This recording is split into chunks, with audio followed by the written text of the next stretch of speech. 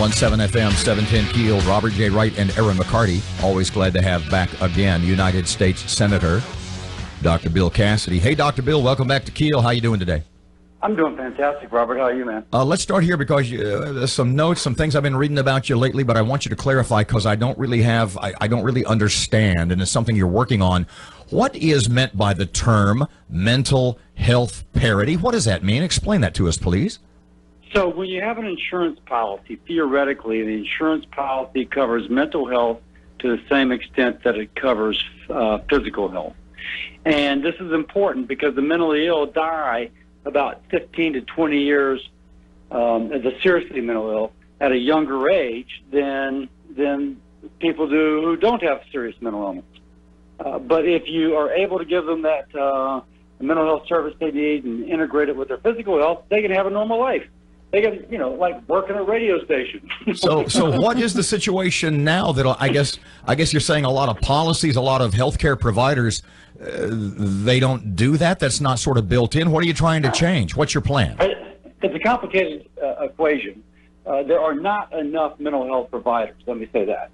And if you look in North Louisiana, I spoke to the director or the head of the LSU Department of Psychiatry, and she was telling me there's like only 4 adolescent psychiatrists in North Louisiana. So there's a problem with providers. But that said, many policies do not actually provide the mental health care. So even though it's required by law, they don't do it.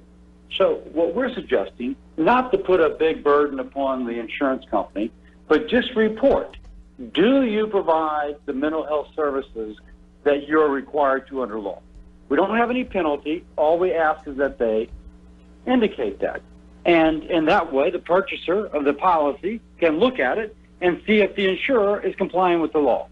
Now, there's no penalty. We just figure that transparency is going to be better than penalty. Dr. Bill, you're one of the few legislators, you and I have talked about this a lot. You're one of the few who seems to understand that the way, as simple as it seems, to lower healthcare costs is to increase competition. A, what are you kind of doing on that front lately? B, I can imagine you're getting a lot of pushback from a lot of people who like things the way they are, i.e. the ones who are making out like bandits, and I don't use that word accidentally. Hey, man, you nailed it. There is pushback from folks who are doing quite well. Very few people volunteer to take a cut in pay. That's just kind of a rule in life. But that said, the patients, you and me, taxpayers, you and me, are paying far, far more than we used to, and perhaps not getting the same level of service. So what can we do about it? Well, one thing that we're trying to require is that right now, if you're a hospital, say, and you sign a contract with the insurance company, you can tell the insurance company that they cannot publish your rates. So let's imagine a colonoscopy. You need a colonoscopy. You can go to one place, an ambulatory surgical center, and get it for $1,500 all in.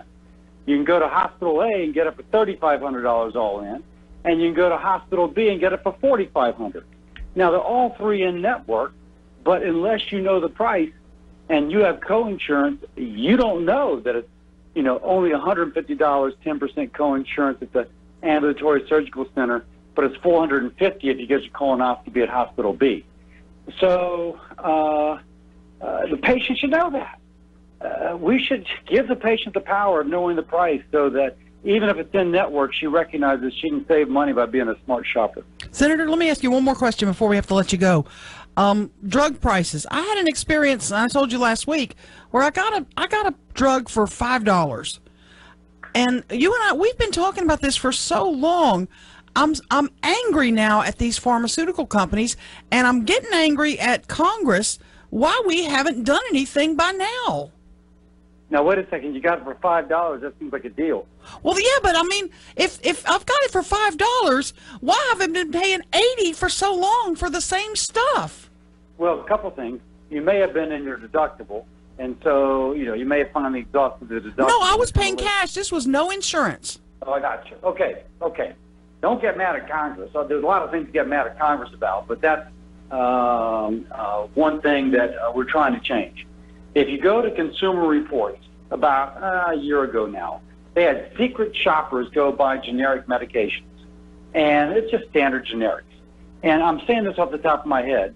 But they found that if you went to your independent pharmacy, you paid like $80 for a month's prescription for like 10 generics. But if you went to some of the other pharmacies, you paid $700 for the same medicine. I just want y'all to get something done about that. Why is it taking so long? So we're pushing for price transparency on drugs as well. Now, as you might guess, Congress, the founding fathers set up Congress to be deliberative, not to just rush pell-mell into something, but to figure things out first. Yeah. That's part of the delay. And part of it is that you've got to make people aware of it. Now, I'm aware of it. Mike Johnson's aware of it. John Kennedy's aware of it. But we need other senators and members of Congress to be aware of it as well. Get that critical mass and push it through.